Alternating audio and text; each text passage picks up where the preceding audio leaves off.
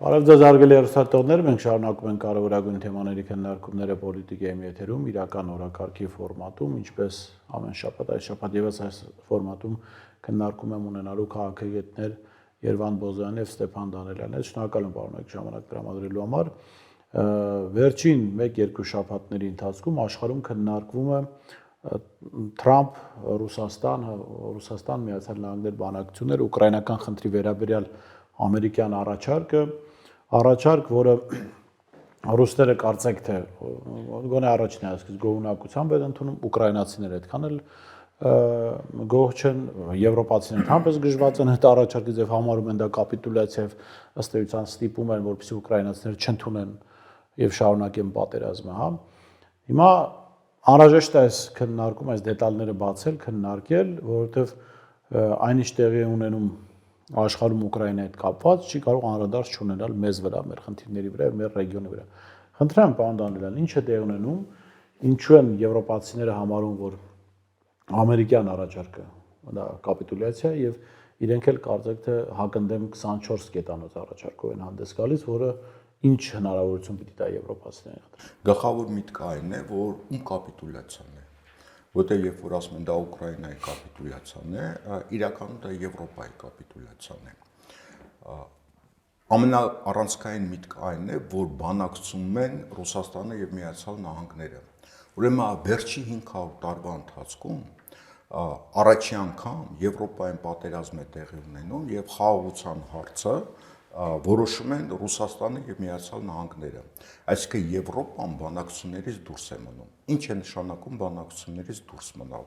Բանակցությունների ժամանակ նոր կարգն է որոշվում, չէ՞։ Այս պատերազմը եղավ, մենք եկանք ինչ-որ համաձայնության նոր ստատուս կվոյի հետ կապված եւ այսուհետեւ միջազգային կարգը լինելու է դրա վրա հիմնված։ Եվրոպան դուրս է մնացել։ Վերջի 500 տարին դա եվրոպական քաղաքակրթության ժամանակաշրջանն է։ Բոլոր պատերազմները եվրոպական երկրներն են վարել, պատերազմներից հետո միմյանց հետ նստել են, մեկը պարտվել է, մեկը չի պարտվել ու Եվրոպայում, երբ որ հարցերը լուծվում էր ամբողջ աշխարհի հարցը, որովհետև Եվրոպան առաջընթացի կենտրոններ, Եվրոպան գիտության կենտրոններ, Եվրոպան գաղութատիրական երկրներ են եւ իրենք միշտ որոշում են աշխարհի ապագան։ Հիմա Եվրոպան դուրս է մնացել եւ սա ոչ թե Ուկրաինայի կապիտուլյացիան է, սա Եվրոպայի կապիտուլյացիան է։ Այդ դրա համար Բրիտանիան, Ֆրանսիան, Գերմանիան հիմնական եվրոպական երկրները խոսում են կապիտուլյացիայի մասին, բայց ոչ թե Ուկրաինայի կապիտուլյացիա։ Խոսելով Ուկրաինայի կապիտուլյացիա, ասես իրենց դառնա Եվրոպայի եւ հիմնական իրենց հարցը այն է, նույնիսկ կետերը չեն կարեւոր իմ տեսակետում, այլ հիմնական հարցը այն է, որ իրենք սեղանի շուրջը նստած լինեն։ Այն տեսարանը, երբ որ Թրամփը իրենց ընդունեց 7 ղեկավարներ իր առաջ սեղանի վրա շուրջը նստած էին, որպես բաներ, հա, ոնց որ աշակերտներ նստած են եւ Թրամփը թելադրում էր։ Եվ ինչ է ասում Թրամփը, ասում է պատերազմը կարող շարունակվի, բայց դու խաղակարգեր չունեք։ Եթե դու խաղակարգ չունես, դու սեղանի շուրջը չես նստում։ Այսինքն, այս պատերազմը ավարտը որոշելու են Ռուսաստանը եւ Միացյալ Նահանգները, եւ սա տարածվելու է ամբողջ աշխարհի վրա, ինչ կարգ է լինելու։ Իհարկե, այնտեղ կա նաեւ Չինաստանը, այլ հարցերում, աշխարհի մյուս մասերում, իհարկե արդեն բարձրանում է Հնդկաստանը եւ առաջընթացը, գիտությունը, տեխնոլոգիան, նույնիսկ մշակույթը արդեն Եվրոպայում չի ստեղծվում։ Եվրոպան դառնում է պատմության հետնաբեմ։ Սա է այն հիմնական հարցը, այն հիմնական խնդիրը, որ այսօր գոյություն ունի։ Պարոն Բոզոյան, կա կարծիք, որ Միացյալ Նահանգները հավաքական իմաստով ուզում է լուծել Եվրոպայի հարցը նաեւ, խաղից դուրս հանել, այսինքն իր համար դարձնել շուկա, որտեղ ինքը իր ապրանքներն ու ծառայությունները պիտի վաճառի եւ այս գործում շատ է պետք Ռուսաստանի աջակցությունը, որպեսզի հնարավոր լինի Եվրոպայի հավաքական հարցը լուծել, ինչ կասեք։ Տեսեք, դա կարծիք է, կարող է պետք է այդ կարծիքը ճիշտ է, սխալ է, դա մենակ կյանքը ցույց կտա, բայց ես այստեղ մի քիչ այլ կոնտեքստով կփորձեմ, հա, վերլուծել այս իրավիճակը։ Խնդիրը կայանում է նրանում, որ այս 28 կետանոց այս առաջարկը, որ Միացյալ Նահանգները ներկայացրեցին, փաստացին նախ անսպասել էր ամերիկացիները, եվրոպացիները, որտեղ իրանք տեղյակ չէին դրա մասին, այսինքն ամերիկացիները գաղտնի այդ բանակցել էին անշուշտ ռուսների հետ, եւ ըստ էության դրա մասին տեղյակ չէր ոչ Ուկրաինան, ոչ էլ եվրոպական երկրները։ Ինչու՞, որովհետեւ փաստացի կարելի ասել, որ Տրամպը հետևյալ մոդել ունի, ասում է ես կոնֆլիկտները փորձել եմ լուծել գործարքի միջոցով։ Իսկ գործարքի մեջ ուժեղ կողմը, որ ուժեղ կողմն է, իրան պետք է առաջ տեղ տան, որովհետև որպեսի գործարքը լուծվի, ուժեղին պետք է տեղ տաս, որ ինքը խնդիրը կարողանա լուծել, որովհետև քանի որ այստեղ ուժեղ կողմը Ռուսաստանն է, իսկ թույլ կողմը Ուկրաինան է, հեշտ ալի շատ Ուկրաինայի վրա ճնշել, քան Ռուսաստանը, Ռուսաստանը հնարավոր չի ճնշել։ Ռուսաստանը ունի գերտերություն, ունի միջակայքային զենքեր, բազմաթիվ գործոններ կան, բաներ կան։ Ուկրաինան ավելի հեշտ է։ Դա համար իր մոտեցումը այդպեսին է։ Այլ խնդիր է, մենք առանձին կանանք քննարկենք, թե ինչ է իրան շահավետ, որ օր առաջ կոնֆլիկտը կանգնեցվի։ Բայց այս իրավիճակը շահավետ չի եվրոպական երկրների համար։ Ինչու՞։ Որովհետև եվրոպական երկրները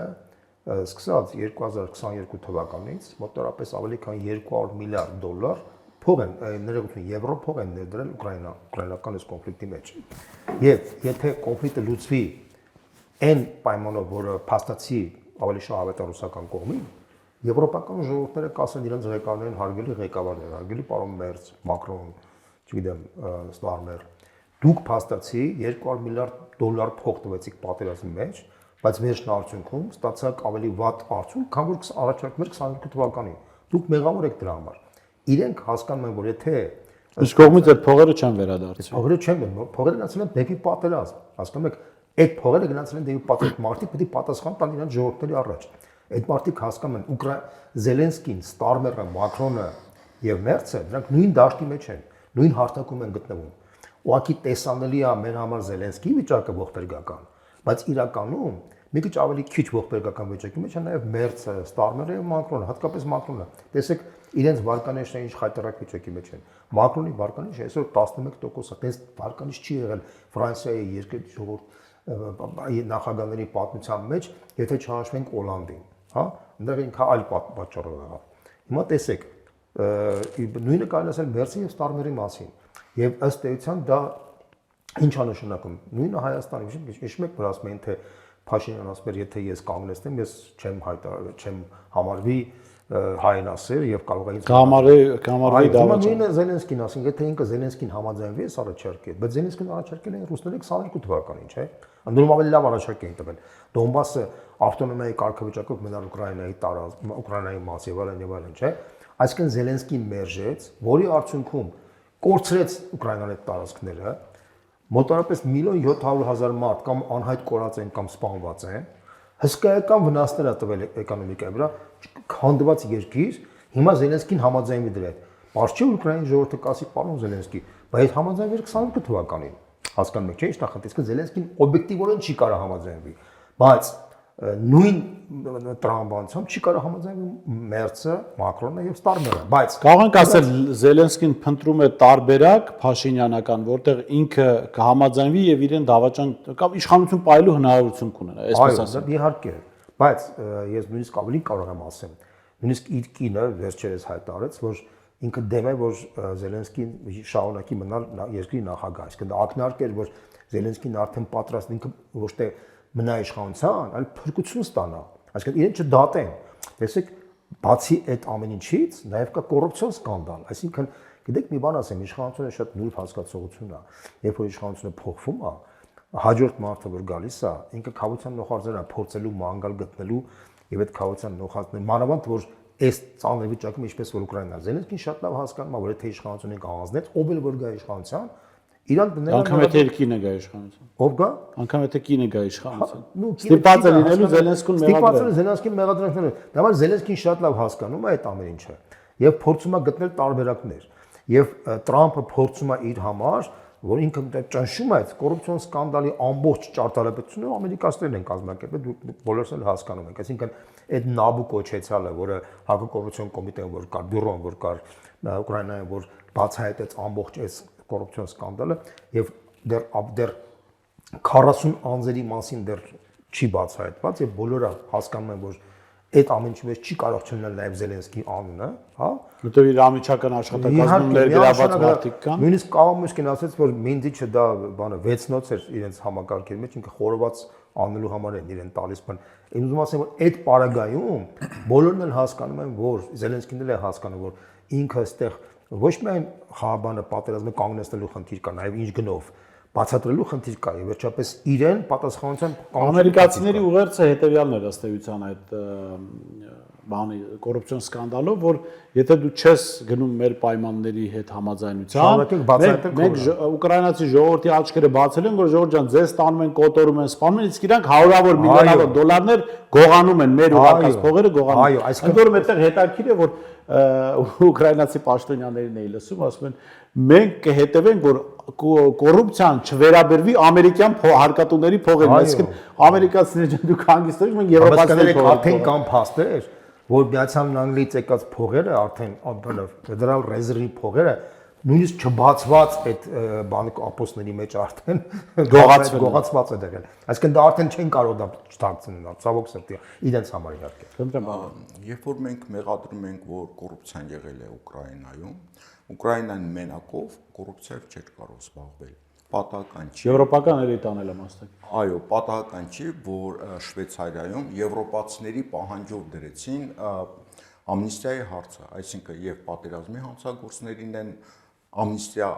տալիս եւ բոլոր մյուս գործողությունների համար։ Նորից եմ ասում եվրոպացիների պահանջով։ Ինչի համար, որովհետեւ այդ գումարները, որոնք մտնում է Ուկրաինան, եվրոպական գումարներ են։ Եվրոպայի բյուրոկրատներն էլ են դրա մեջ մասնակցել։ Այսինքն եթե դա բացվի, ուր է գնում, բոլորը կսկսեն պատմել, չէ՞, մենք մենակ չենք նստելու։ Եվ նույնա Եվրոպայում կա, չէ՞, այդ կոവിഡ്ի ժամանակ Pfizer-ի պատվածը Ֆոն դեր Լայենի հետ կապված դեռ միլիարդների Բուրիսմայի պատմությունը, որտեղ կա Բայդենի որդին եւ իսկ այն հիմնական այդ էներգո ատոմի այդ աշխատող այդ Մինձիչի բանը որ կա, դրանց մեջ մտած են նախկին երկրի ղեկավարը Գերմանիայի, Լեհաստանի, բանի Կվասնևսկու անունը կա, բայց պաշտոնապես, այսինքն այդ ամեն ինչը որ բացվի ատոմային բոմբ է։ Պատերազմները դա կոռուպցիայի շատ լավ հնարավորություն է ստեղծում բոլորի համար եւ դա ճնշում է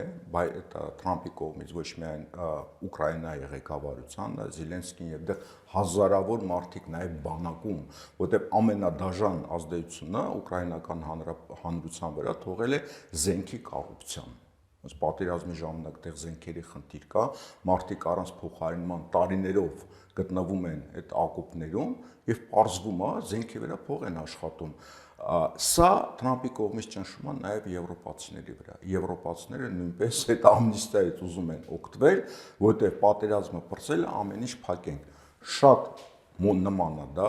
Հայաստանի պատմությանը 20 թվականի պատերազմին եւ այդ հանձնաժողովը մի կողմ դնենք, որ իրենց հանձնաժողովը մի կողմ դնենք, որ ամեն ինչ չի բացվել, նույնիսկ դրանից իրենք վախում են եւ հանձնաժողովի նախագահը քննիչ հանձնաժողովի նախագահը ասում էր, որ եղել են դավաճանություններ, բայց եթե դավաճանություններ են եղել բայց հանցագործությունները ուրեմն իշխանությունը պարտակում է եւ այդ դավաճանները հիմա իրենց տեղերում են գտնվում այսինքն այս հայտարարությունը արդեն քրեական այսինքն դա մի բան է նշանակում պարոն Դանիելյան ներողություն եմ խնդրում դա նշանակում որ Անդրանիկ Քոչարյանի իմացած դավաճանները այս պայն էլ իշխանության են որովհետեւ եթե դրանք լինեին մարդիկ որոնք դեմ են դուրս եկել Փաշինյանին կամ ընդդիմության շարքերում դրանք կբացահայտվեին ասեն ահա քրեական գործեր բա որ ասում էինք այս մարդիկ դավաճան, այսինքն հենց այդ նույն տրամաբանությամբ ուկրաինական, իրենք ասում են դե եկեք ամենը մոռանան, բայց դրանից առաջ մոռացել են որ հայտարարել են որ կան եղել են դավաճանություններ, այսինքն այդ դավաճանները այսօր իշխանության են։ Բարիս, ուրեմն ուկրաինական դեպքը տարբերվում է հայկական դեպքից, որովհետև եթե ամնիստիայի հարցը դնեն, եթե չդնեն կարող է դժվարանա խաղաղություն կնքելը, ուրեմն ամնիստիան ենթադրում են որ կլինի, հա, հանուն խաղաղության այդ ամնիստիան կլինի, բայց Հայաստանում ոչ ոք ամնիստիա չի հայտարարել 20 թվականի պատերազմի դեպքերի, եւ եթե հանձնաժողովի նախագահը քննիչ ասում է դավաճանություններ են եղել բազմաթիվ եւ այդ մարդիկ շարունակում են կամ չեն պատժվում, այսինքն գործող իշխանությունը կամ մասնակից է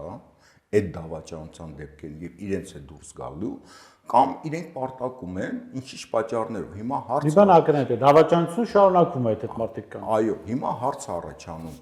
իսկ ընդդիմությունը այս հայտարարության վրա ինչի քայլեր չի իրականացնում։ Գիտեք, ընդհանրապես ես ձեզ անկեղծ ասեմ, այսօր հենց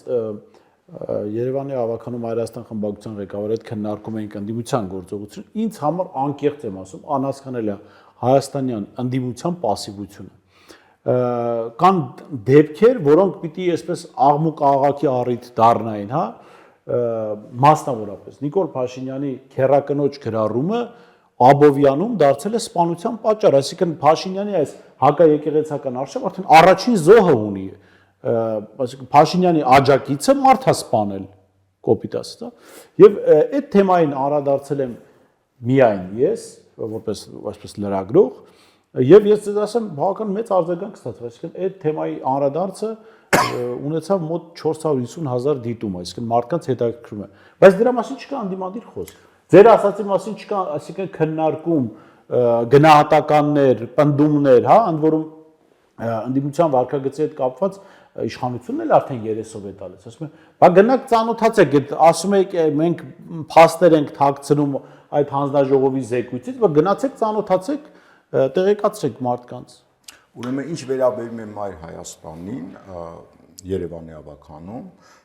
եկեք անկեղծ լինենք եւ համեստություն չանենք, միակ աշխատող Հատկապես որ համեստ չենք այդքան։ միակ աշխատող ֆրակցիան Մայր Հայաստանն է եւ այնտեղ նաեւ բազմաթիվ հանցագործության դեպքեր են անում, չէ, կոռուպցիա եւ այլն, բայց նույնպես անդիմությունը, հավաքական անդիմությունը նույնպես անտարբեր է, ոնց որ սա Մայր Հայաստանի գործն է, ոչ ոքի չի վերաբերում եւ նաեւ հանրության մոտ հանրային գիտակցություն չի ձևավորվում, որ այս հանցագործությունները, որ կատարվում է, ձեր հաշվին է կատարվում եւ դուք եք գլխավոր դուժողը, այստեղ նաեւ խնդիր մենք ունենք շատ լուրջ։ Այդտեղ կարծում առանձին կարելի է թափես քննարկել ընդդիմության մեդիա այսպես ակտիվությունը, մեդիա քաղաքականությունը, ես զրոյական եմ գնահատում, ես անկեղծ եմ ասում, շատ քիչ քաղաքական խմբեր կա, որից կարող ես կանչել, հարցազրույց անել եւ բովանդակություն տալ մարդկանց։ Բայց եկեք գանք այլ այդ ուկրաինական քննարկումներ։ Ինչ է տալ, ինչ է փոխվելու Հայաստանի իշխանության համար կամ ինչ չի փոխվելու։ Ենթադրենք երկու սցենար կարող լինել։ Կամ մերժում են այդ առաջարկը ամերիկյան եւ շարունակում է պատերազմը ամերիկան էլ իր հերթին գործողություններ է անում եւ երկրորդ եթե ընդունվում է, այսինքն եթե խաղաղություն է հաստատվում Ուկրաինայում, ինչ է լինում Փաշինյանի հետ, որովհետեւ այդ շայկան, որ դուք ասացիք, հա, Մերց, Զելենսկի, Մակրոն եւ մնացած այդ խմբավորման անդամներ, դրանց կրտսեր, բայց գործընկեր է նաեւ Նիկոլ Փաշինյանը, չէ՞ որ ի վերջո Մակրոնի հետ էր Փաշինյանը պաչիկներ անում։ Այո։ Ինչ է սպասում Փաշինյանին, երկու Փաշինյանի իշխանության երկու սցենարների պատճառով։ Ինչ է նշանակում, որ կտիրի խաղաղություն։ Խնդիրը խաղաղությունը չի։ Միշտ լինում է պատերազմից հետո լինում է խաղաղության կոնֆերանս, լինում է սեղան, որտեղ նստում են եւ պայմանավորվում են այսուհետ ինչպես են ապրելու, ինչ կանոններով են ապրելու, ինչ սկզբունքներով են ապրելու, ինչ միջազգային կառույցներ են ձևավորվելու, որոնք հետևելու են այդ սկզբունքներին։ Եվ շատ կարևոր է, նորից կրկնվում եմ, ես սեղանի շուրջը ով է լինելու։ Եթե սեղանի շուրջը նստում են Միացյալ Նահանգները, Ռուսաստանը, Թրամփը չէ, կոչով դիմում է Չինաստանի ղեկավարին, ասում է օգնի խաղաղության հասնենք, հա, Ռուսաստանի վրա ազդեցություն ունեցի։ Եթե իրենք որոշում են, ինչ հարաբերություններ են լինելու, ինչ սկզբունքներ, այսինքն մենք վերադառնում ենք առաջին համաշխարհային պատերազմից առաջ ստեղծված իրավիճակին։ Մեծ երկրները աշխարհը կիսում են իրար մեջ ազդեցության գոտիների։ Եվ ինչ որ այնպես չի, որ սա քոնն է, սա քոնն է, սա մյուսին է, ինչ որ գոտիներ կան, որտեղ միմյանց հետ համագործակցում են, չէ՞, դա միշտ լինում է։ Հիմա, երբ որ մենք ասում ենք ինչ է լինելու, երբ որ լինի խաղաղություն, մենք պետք է հարցադրում անենք, ինչպես են բաժանելու աշխարհը, ինչպիսի կարգ է լինելու եւ որտեղ է գտնվելու Հարավային Կովկասը։ Ինչ ազդեցության տակ է լինելու, ինչ պայմանավորվածություններ են լինելու Հարավային Կովկասում։ Եվ այս առումով ես ուզում եմ վերադառնամ այս վարչապետ աշխատողին, նման տոքսիկ դեմքերը արդեն պետք է հեռացնեն քաղաքականությունից։ Դա ինչպես Սաակաշվիլու հետ տեղի ունեցավ, ինչպես Զելենսկին որպես տոքսիկ դեմք, այս անձնավորությունը որպես տոքսիկ դեմ ինքը չի կարող, եթե գերտերությունները իրար հետ համագործակցում են մեր տարածաշրջանում, ապա պետք է լինեն դեմքեր, որոնք չունեն այդ նախկին բացական նախկին կեղտը պետք է տանեն իրանց։ Այո, նախկին կեղտը պետք է տարվի եւ պետք է գան մարդիկ, որոնք տոքսիկ չեն, որոնք հանրությանը մասերի չեն բաժանում, արդեն համագործակցության շրջանն է գալի։ Հայաստանը շատ փոքր երկիր է, այն ինչ որ կատարվել է Արցախի պատերազմի ժամանակ, դա աշխարհաքաղաքական գործընթացի մաս էր։ Եվ աշխարհաքաղաքական այդ պատերազմի գործընթացի իրենց պարտները Հայաստանում, որ հիմա վարչապետ, ինքը պետք է հեռանա, որովհետև նոր փուլ է սկսվում, նոր դեմքեր են պետք, նոր մտածողություն է պետք, նոր աշխարհայացք է պետք։ Նոր մտածողություն չասենք, նոր թարմ գործակալներ են պետք, որպեսզի Խնդիրը բարից հաջորդ փուլը իրականացվի։ Խնդիրը գործակալները, չէ։ Խնդիրը որ այն մարդիկ, որոնք հասկանում են ինչ գործընթացներ են գնում, եւ դրսի խաղացողները գիտեն այս ովքեր կան, որ իրենց բան են ասում, իրենք հասկանում են, նույնիսկ առանց ասելու են հասկանում, այսինքն որոնք պատմության զարգացման տրամաբանության մեջ են գտնվում։ Խնդիրը դա է։ Խնդրեմ բաններ։ Ես ուղղակի լրացնելով պարոն Դանելյանի հոսքը ասեմ ձեզ, ուրեմն տեսեք Վենսը ես որոշ մոտավորապես 1 ամիս առաջ իր կողմնակիցների հետ հավաքի ժամանակ մի շատ հետաքրքիր ձևակերպում տվեց, որ ըստ էության իրենց գլխավոր առաքելությունը պետք է լինի ոչ միայն փոխել Միացյալ Նահանգների ամբողջ այս բարոյական մթնոլորտը, այլ նաև պետք է փոխել ամբողջ եվրոպական քաղաքական այսօրվա վերնախավերին, որովհետև այդ քաղաքական վերնախավերի գոյությունը սպառնում է Միացյալ Նահանգներին, որտեղ Բայդենի վարչակազմը, դեմոկրատական կուսակցության այդ ամբողջ էլիտան օրգանական կապված են այսօրվա եվրոպական երկրների էլիտաների հետ եւ ըստ էության դրանք տանում են աշխարհը դեպի երրորդ համաշխարհային պատերազմի։ Եվ ինքը ասում է, որ ըստ էության աշխարհաշ կանգնած է երկընտրանք, կամ մենք գնում ենք երրորդ համաշխարհային պատերազմի, կամ մենք գնում ենք խաղաղության, կոմպրոմիսների հիման վրա։ Եվ ինքը նշում էր, որ այդ այս կոնտեքստի մեջ կարևորագույն խնդիրը ռուս-ուկրաինական պատերազմի կանգնեցումը, որտեղ առանց դրա հնարավոր չի լինի լուծել այս խնդիրը։ Բայց միաժամանակ շատ հետաքրքիր դետալ ասեմ ձեզ, այդ որ պահին, որ ռուս-ուկրաինական պատերազմը կանգնեցվեց, ցանկացած պարագայում դրանց հետո հարցադրումներ առաջարկվում եվրոպական երկրներում այսօրվա ղեկավարների նկատմամբ։ Իսկ դուք ինչ տարբերակ որ կանգնեցվեց, ինչ պատասխանատվություն է կրում, երբ որ 22 թվականին, այսինքն 3 տարի առաջ, հնարավոր է շատ ավելի հեշտ կանգնեցնել պատերազմ չլինել, հիշում եք Տրամփը ասում է, եթե ես լինեի, պատերազմ չէր լինի։ Հիշում եք այդ պատմությունը։ Բայց ինքը ամեն օր է դա ասում։ Հա, տեսեք, փաստացի 22 թվականին ավելի մեղմ տարբերակով, այսինքն Ուկրաինան ավելի քիչ կոմպրոմիսների կարար գնար եւ մեծ հաշվով պատերազմ չէր լինի, մայր չէին լինի եւ այլն, հա, այսինքն փաստացի ուկրաինական պատերազմի կանգնեցման տրամաբանական արդյունք լինելու այն, որ Զելենսկիները, Մակրոնները, Մերցները, Ստարմերները դրանք տարբեր փուլերում դուրս են գալու քաղաքական դաշտից եւ գալու են նոր դեմքեր, բայց դրանք ոչ թե լինելու են մեխանիկական նոր դեմքեր, ինչպես որ կա, այլ նոր շարժման ալիք է գալիս եւ այդ նոր շարժման ալիքը պետք է ֆունդամենտալ տարբերվի այն այսօրվա արևմտյան վերնախավից, որ այսօր գոյություն ունի, այն դոմինանտային պատկերացումից, որ այսօր գոյություն ունի։ Եվ ես համոզված եմ, որ այդ ալիքը շատ դրական ազդեցություն կարող է թողնել նաեւ մեր տարածաշրջանի վրա, մասնավորապես Հայաստանի վրա, որովհետեւ մենք էլ տեսնում ենք, որ այն բարոյահոգեբանական մթնոլորտը, որ կա, այն պարակտվածությունը, ատելությունը իր վրա եւ այն Զելենսկիների, այսպես ասած, ամբողջ այդ բանը նարատիվները, որ կան, հա, այսօրվա դրությամբ պետական համակարգում ուղղակի ներծծված են Հայաստանում եւ դրա արդյունքում փաստացի մեր հասարակությունը պարակտված է, կազմաքանդված է, քայքայված է, բարոյական արժեքները փլված են, պետական երկրի զարգացման ուղենիշները կիսաքանդված, անվտանգության խնդիրները, չգիտեմ, շատ ֆանտաստիկ եւ ամենակարևորը մարդկանց մոտ արժանապատվության բանը կոտրված է արդեն։ Մարդը առավոտը զարթում է, փորձում է նաեւ ինչ-որ ինֆորմացիոն բաներ տեսնել եւ հասկանում է, որ ամեն օր ինքը ինչ-որ մի նվաստացում է ապրում, որտեղ այս լուրը կամ այն լուրի արդյունքում ինքը ենթագիտակցական մակարդակով է զգում, որ այդ լուրը հարվածելու է կամ իրեն կամ պետությանը։ Սա է խնդիրը։ Եվ մի կարևոր շեշտադրում հանրության մասերի են բաժանված արևմտամետ, ռուսամետ, հակարևմտամետ, հակաամերիկյան, պրոամերիկյան եւ այլն։ Ուրեմն Եվրոպան, որը ստեղծվեց 60-ական, 70-ական թվականներից հետո, դա մեծ արժեք էր մարդկության համար, նոր գաղափարներ, նոր կազմակերպչական ձևեր էր եւ չափազանց ափսոս է, որ Եվրոպան այս քաղաքականության եւ այդ վերնախավի պատճառով նման իրավիճակում հայտնվեց։ Ես հույս ունեմ, որ ուզում եմ շարունակել Երևանի միտքը, որ Եվրոպան կկարողանա այս իրավիճակից դուրս գալ, որտեղ մեր համար նույնպես շատ կարևոր է, որտեղ մենք Եվրոպայի նկատմամբ որևէ բացական բան չունենք, ավելին մենք հակին սովորելու բան ունենք եւ սովորել ենք Եվրոպայից եւ շատ կարեւոր կլինի, որ Եվրոպան ճիշտ ճանապարհի վրա կանգնի։ Շնորհակալ եմ բարոնակ հետաքրքիր քննարկման համար, ամեն դեպքում երկար ժամանակ չի մնացել մենք մեր հարցերի պատասխանները ստանանք, վերլուծությունները հասկանանք որքան են իրականությանը մոտ, Թրամփը կարծեք թե երկար սպասել չի սիրում այս գործընթացում, կտեսնենք ինչպիսի զարգացումներ կլինեն, ամեն դեպքում չի կարելի որևէ սցենար հստակ ասել, որ հենց այսպես տեղի կունենա, որտեղ աշխարհը շատ արագ փոխվում է, ինչ որ տարբեր գործոններ են ազդում process-ների վրա, սպասենք, տեսնենք ինչ զարգացումներ տեղի կունենան։ Ես հիշեցնեմ, որ մենք իրական օրակարգի ֆորմատում քննարկում էինք